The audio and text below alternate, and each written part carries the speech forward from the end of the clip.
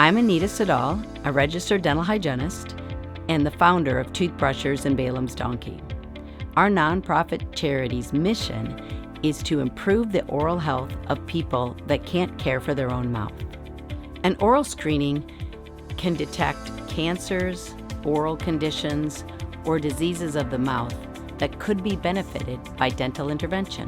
Steph Richtenwald, another hygienist, and my friend and partner at Toothbrushers and Balaam's Donkey will be performing the oral screening, and Alicia is whose mouth we'll be screening today. Here's what you'll need.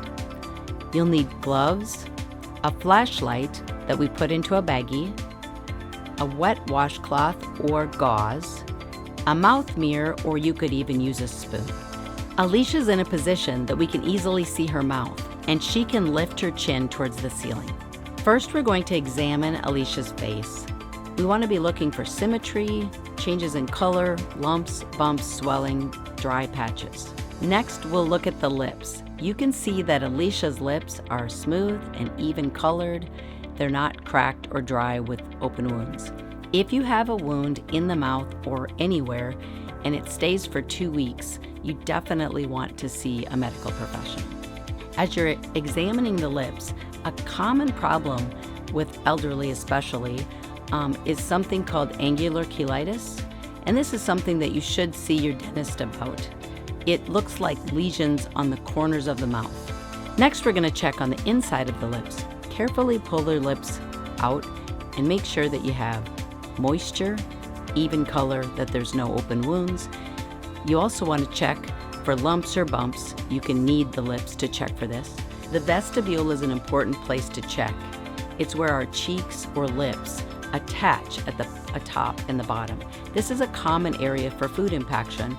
If that's the case, you want to use your wet gauze or washcloth to carefully remove any debris that you find in there.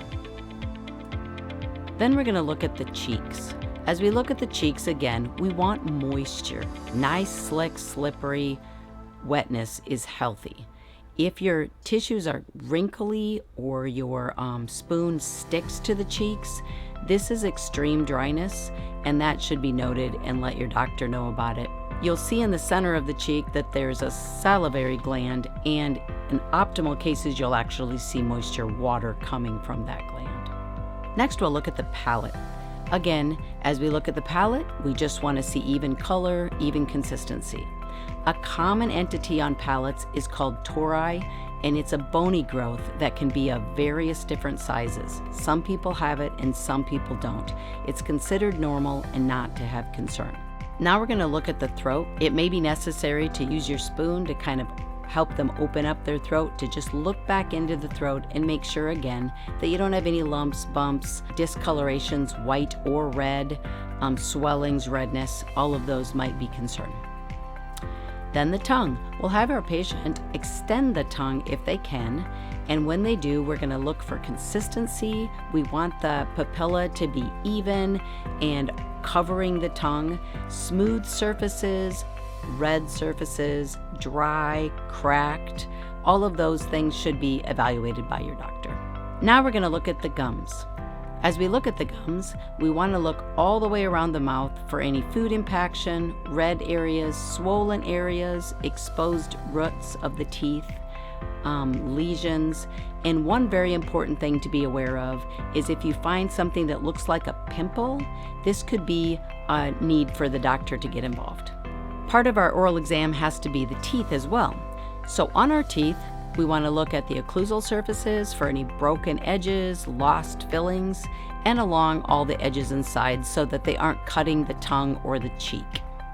Overall, as we're looking at the whole mouth, we get familiar with our person's mouth so that daily care can show inconsistencies.